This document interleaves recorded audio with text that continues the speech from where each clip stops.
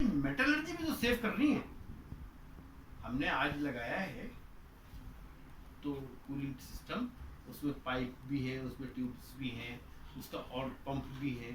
ये सारी चीज़ें जो हैं ये तो सारी एक मेटल है ना।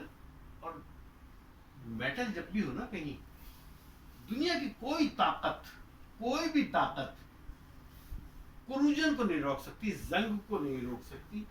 अगर आपके पास ये मेटल हो, ऑक्सीजन हो और पानी हो, अगर किसी जगह ये तीन चीजें होंगी, दुनिया की कोई ताकत भी आपको कोरूजन से नहीं रोक सकती। ठीक है, अब कोरूजन की डेफिनेशन क्या है कि destruction of metal by chemical और इलेक्ट्रोकेमिकल कॉल्ड एज ए। ठीक है, यानी किसी भी धात का तबाह हो जाना किसी केमिकल के जरिए या किसी इलेक्ट्रोकेमिकल के जरिए। इलेक्ट्रोकेमिकल के जरिए जो होता है उसको हम कहते हैं गैल्वानिक एक्शन। ठीक है, तो ये तीन चीजें अगर है किसी जगह तो दुनिया की कोई ताकत कोरूजन को नहीं रोक सकती। इन तीनों चारों चीजों में से हमको, तीनों चीजों में से कोई एक चीज हम खत्म कर दें, कोरूजन नहीं होगा, कभी भी नहीं होगा।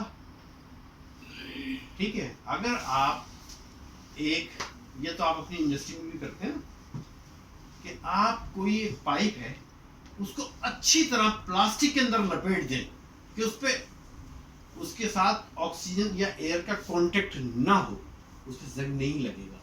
बहुत सारे लोग आयल लगा देते हैं, तो आयल लगाने का मकसद क्या होता है कि बस वो एयर कांटेक्ट खत्म हो जाए, रस्ट नहीं लगेगा। तो अब इन तीनों चीजों से ना आप मेटल खत्म कर सकते हैं, ना आप पानी खत्म कर सकते हैं, ये दोनों आपकी जरूरत है। तीसरी चीज रह गई ऑक्सीजन, जिसको आप अगर खत्म कर लें तो आप कोरूजन को रोक सकते हैं। ये जो आपको केमिकल कंपनियां जो कूलिंग सिस्टम के लिए ये जो देती है ना केमिकल्स, बुनियादी तौर पर वो इसी काम के लिए होता है, या आप खुद भी खत्म कर सकते हैं। ठीक है, दूसरा तरीका ये है कि ये एक पाइप है आपका, इस पाइप के अंदर, इसको मैं कूलिंग सिस्टम में लगा हुआ है ये पाइप, इस पाइप के ऊपर मैं किसी तरह प्लास्टिक की कोई शीट चढ़ा दूं तो जब भी जंग नहीं लगेगा। क्यों?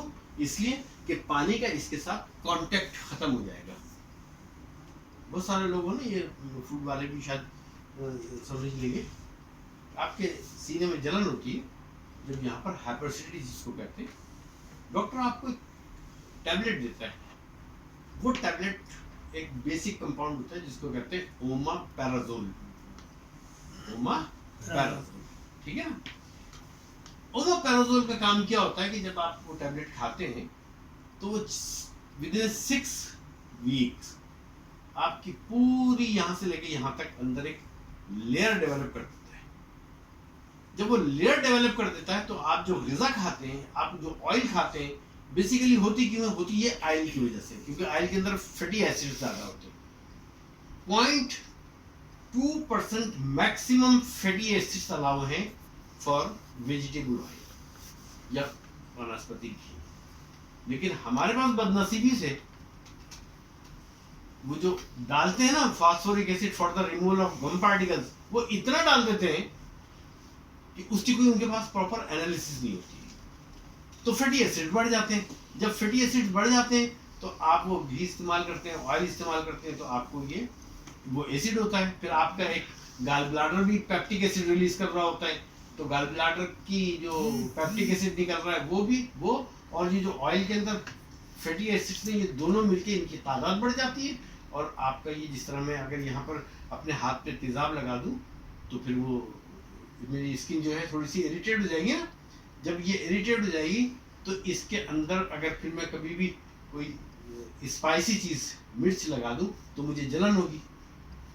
बुनियादी जलन या इस एसिडिटी का जो पर्पज है ना वो यही है। मिर्च अगर आप खाते हैं तो असल में मिर्च से नहीं होती है, लेकिन मिर्च से पहले जो आपने ऑयल खा के या इस तरह का मटेरियल खा के कि जो एसिडिक ज़्यादा है, आपकी ये पूरी यहाँ से लेके और ये ज़बान से लेके और रक्तम के आखिरी हिस्से तक अगर आपका पूरा मीडिया एसिडिक चल रहा है और एसिडिक 2 मिलीग्राम होना चाहिए और आप 4 मिलीग्राम इस्तेमाल कर रहे हैं, तो after few days you will involve in hyper acidity. ठीक है ना? तो उसको खत्म करने के लिए क्या करते हैं, हम ओमापैराजोल इस्तेमाल करते हैं। यहाँ का ओमापैराजोल जो है ना, आपको इसमें भी एक ओमापैराजोल चाहिए। तो how you can develop the layer of omeprazole, ये मैं टर्मिनोलॉजी ऐसी इस्तेमाल कर रहा हूँ ताकि आपकी समझ में आ जाए। अदरवाइज इसको हम ओमापैराजोल नहीं कहते, इसको कहते हैं आईएस। आईएस का मतलब होता है लैंग्रियर सैचुरेशन इंडेक्स। और जो अगर वो बीएससी भी ना लड़का ईमानदारी से काम करे तो अपनी टेबल पर बैठ के लेबोरेटरी में वो ये बता सकता है कि अंदर जो ट्यूबें लगी हुई हैं, चाहे उसने 6 महीने से अंदर ट्यूबों का हाल ना देखा हो, 2 साल तक ट्यूबों का हाल ना देखा हो, लेकिन अगर तो उसने जाकर उसको प्रॉपर टेस्टिंग करता है और उसके पास ईमानदारी से एनालिसिस रिपोर्ट मौजूद है, वो आपको अपने कमरे में बैठ के बताएगा कि जी अंदर जो लेयर बनी हुई है ना मेरी, वो इतनी मिलीमीटर की मैंने एक लेयर डेवलप की हुई है, पानी का कांटेक्ट ही नहीं होगा, जंग ही नहीं लगेगा। ये बुनियादी तौर पर काम है केमिस्ट का, कि आपने अपने लैब में बैठ के कुछ एनालिसिस करनी है, ये आईएस मेंटेन करना है। आईएस क्या होता है? आईएस होता है पीएच माइनस पीएचएस। आईएस क्या होता है? PH minus PHS. अब ये पीएचएस क्या है? ये है P alkalinity plus P calcium plus TDS और कंडक्टिविटी। कंडक्टिविटी लिखने ज्यादा बेहतर है। ठीक है, ये 3 चीजें आपको मालूम होना चाहिए, आपकी एनालिसिस होनी चाहिए, आपने पीएच चेक की हुई हो, इस पीएच में से इसको माइनस कर दें, आपका रिजल्ट अगर स्लाइटली पॉजिटिव आता है, इसका मतलब है कि अंदर आपने एक प्लास्टिक चढ़ा दी, ओमापैराजोल ने काम कर लिया। कभी आपका कूलिंग सिस्टम के अंदर, अब फर्ज कर लिए कि ये पॉजिटिव जो ना, ये स्लाइटली पॉजिटिव की बजाय स्ट्रॉन्ग पॉजिटिव आ गया जवाब। ठीक है, स्ट्रॉन्ग पॉजिटिव आ गया, तो आपको पता चल जाएगा आपका पानी जो है हैवी है स्केलिंग प्रॉपर्टी। आपका पानी जो कूलिंग टावर में इस्तेमाल हो रहा है उसके अंदर स्केलिंग प्रॉपर्टीज है, आपकी ट्यूबों के ऊपर स्केलिंग हो रही है। ये सब कुछ आप अपनी केमिस्ट अपनी टेबल पर बैठ के कर सकता है, सिर्फ अगर उसने ध्यानदारी से एनालिसिस की। तो क्या करेंगे, क्या हमें पता चला? Slightly positive. जो दोनों में फर्क है वो 0.02 से लेके 0.03 आता है, इसका मतलब स्लाइटली पॉजिटिव है। आपका पानी जो है वो बेहतरीन है, अंदर ओमापैराजोल की लेयर चढ़ चुकी है। ठीक है, कुंजन नहीं हो रहा।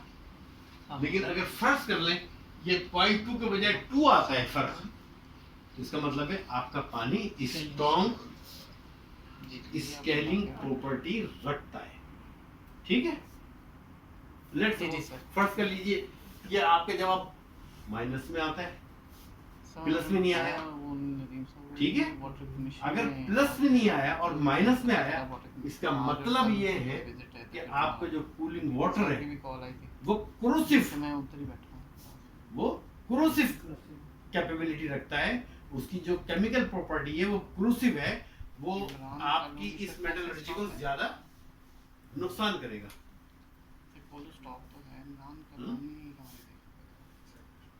तो ये यहाँ तक बेटा समझ में आया? ये आप लोगों की बुनियादी तौर पर फील्ड है नहीं, लेकिन जब आप जाएंगे तो आप लोगों को इससे पता चलेगा कि यार ये चीज़ें जो हैं हमारी इस जॉब का ग्रेजुअली हिस्सा होती जा रही हैं। जब जाएंगे तो बीइंग ए गवर्नमेंट ऑर्गेनाइजेशंस आप लोगों को थोड़ा थोड़ा सा बताएंगे, तो न सिर्फ आपकी रिस्पेक्ट में इजाफा होगा बल्कि आप अपने अंदर भी खुशी महसूस करेंगे कि आप किसी की मदद कर रहे हैं। यहाँ तक कोई चीज़ नहीं समझ में आई तो